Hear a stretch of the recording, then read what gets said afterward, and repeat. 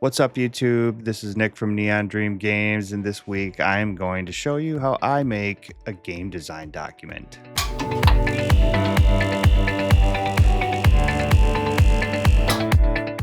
I've had a few people ask me about game design documents, and I thought it would be a good idea to show you maybe how I would do that. And this video is not sponsored, but I am going to be showing you a program called Milanote, I think is how you say it. And they were gracious enough to give me some extra cards when I did reach out to them, but not quite sponsoring me yet. So anyways, I'm going to be using this program. I've been using it for a little bit, and it's sort of like a program or software that is, I don't know, I guess maybe you'd say like a whiteboard type thing or something, but digital. You can kind of throw anything onto it.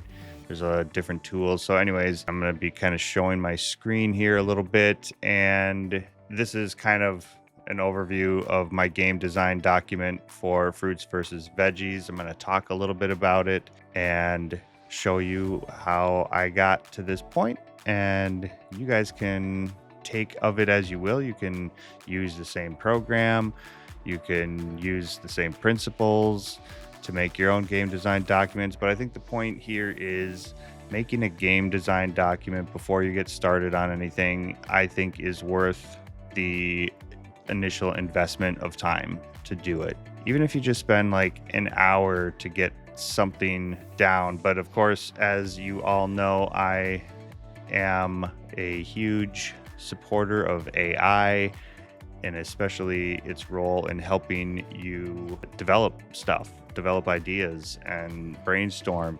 So AI was a huge part of me creating my game design document and all the game design documents I've done up to this point.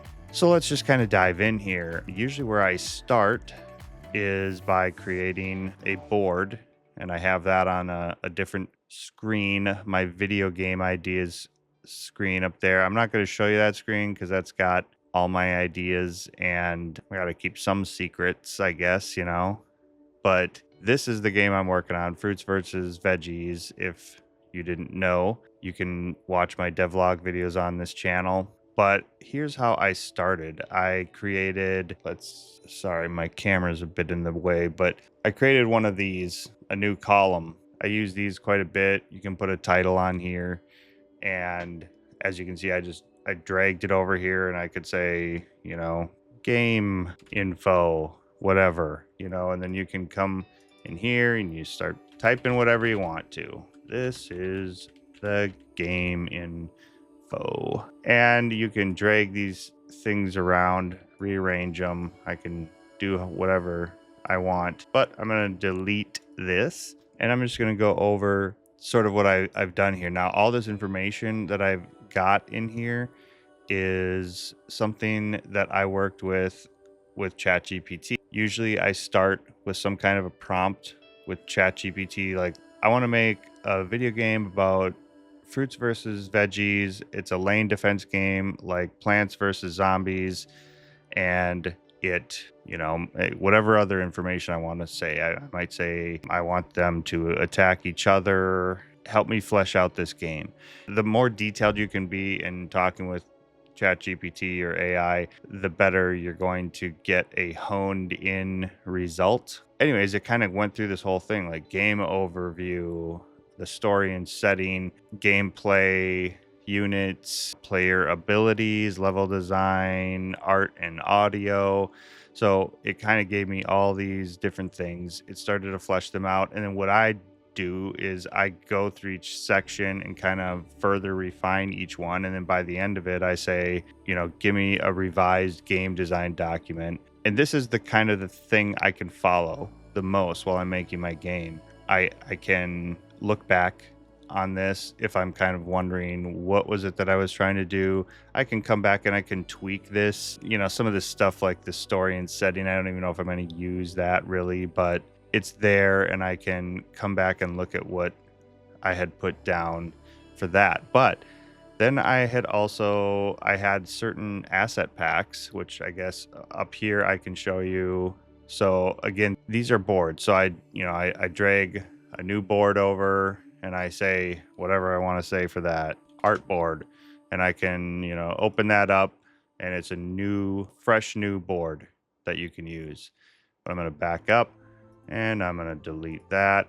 And I'm going to show you my fruits versus veggies art board. So sometimes I was looking through assets and I ended up finding this one guy, Elfin, I believe was his name. Elfin, yep, right there.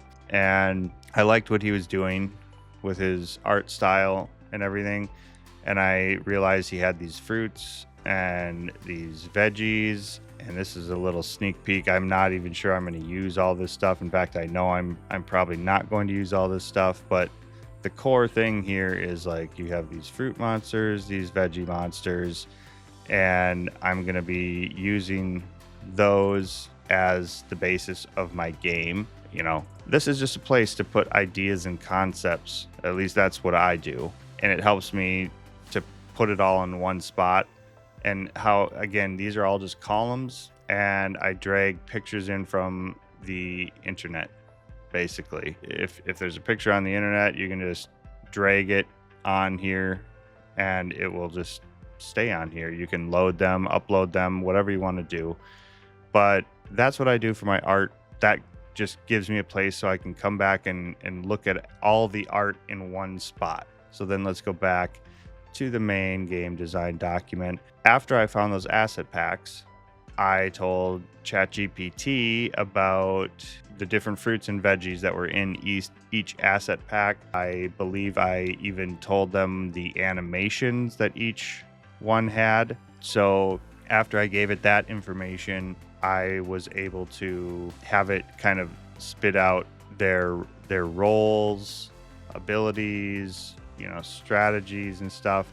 I even had it put them into different tiers, which they aren't on this screen, but that's in another screen. So this is the basic, like what each unit can do. And if I go into my unit tiers, so I made another board here for unit tiers. This is where I flesh everybody out a little bit more. So over here in this one, these are just notes, I think. But I've got the beginner tier, intermediate tier, and advanced tier units. And that's for the fruits. I got it for the veggies. And I asked AI, can you put these into different tiers for me? So based on the animations and things that I have for each of these different units. And this is what AI helped spit out. I think I had to make a couple revisions to it, kind of giving them roles like basic melee, an explosive range unit. So you've seen my eggplant, that's the range unit.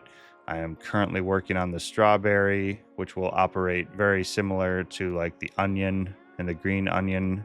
I've got all these different types of units that I'm going to be working on. And as I began working on the game, so this is what I had to begin with. And just recently I was adding in these different stats as I was making my game. I was like, I'm not the greatest at trying to figure out game balance. And I thought there's another great way for AI to help out in balancing my game. So I said, I want a health stat, an attack, a speed, a respawn timer, time between attacks, and the unit's roll in general. And I said, give me those stats for each unit and balance it out so that the game has a general balance to it. And AI spit out a whole bunch of stuff for each of those things. And I'm going to follow that. I'm not going to necessarily stick to it, but we'll see. We'll see how the game feels as I develop and play it. But this is a good place for me to start. And I just had some more timers and things over here that I was working on with the veggies at one point. So that is a real quick look at how I make a game design document. This was like things to implement. I kind of made another board for that. And I kind of had a to-do list because you can create these to-do lists and add different tasks to it. So these are kind of things I want to eventually implement. Possibly, I just wanted to write them down so I could remember them. And as you see, I've checked off a couple that I've done. These were things that, like, if I had to leave off programming because I needed to go do something else and I couldn't finish what I was working on, I would, write a couple of quick notes to where I last left off so that when I jump back into it later, I can kind of remember what I was doing. So, there's so many different things you can do. And like I said, you can check these things off, uncheck them, check them. So that's how I make a game design document. You can continue to add to this. You can continue to refine it as you go along.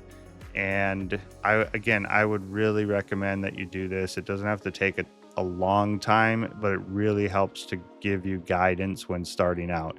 And this is a tough thing. People don't like to often plan. They want to just get right into it because that's, in their minds, the fun part. I mean, it is. I mean, I don't really like to start with this all the time, but it really helps as you develop your game to have a clear, at least starting point and an ending point, really, or at least a goal of what you're trying to get to. So if you have any questions, go ahead and leave those in the comments. I hope this video helped give you guys some ideas on how to make a game design document.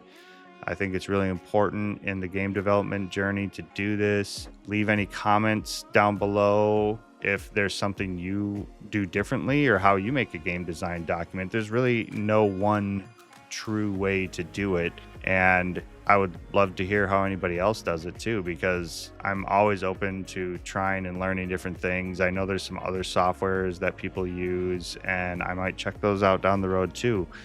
But this is how I do it. I think you can take these principles and utilize it in whatever software you're working in, just to give you an idea. And again, I use AI heavily to work with, but you can just do it the old school way and type it out yourself with your own ideas if that's what you want to do. You don't need to use AI, but I just find AI helps move the process along. So anyways, until next time, hope you enjoyed the video, and I will see you later. Thanks for checking out Neon Dream Games channel. Please make sure to like, subscribe, and hit that bell button so you can stay up to date on all the latest videos we have to offer. Don't forget to leave a comment to suggest what kind of videos you'd like to see more of in the future. See you in the next video.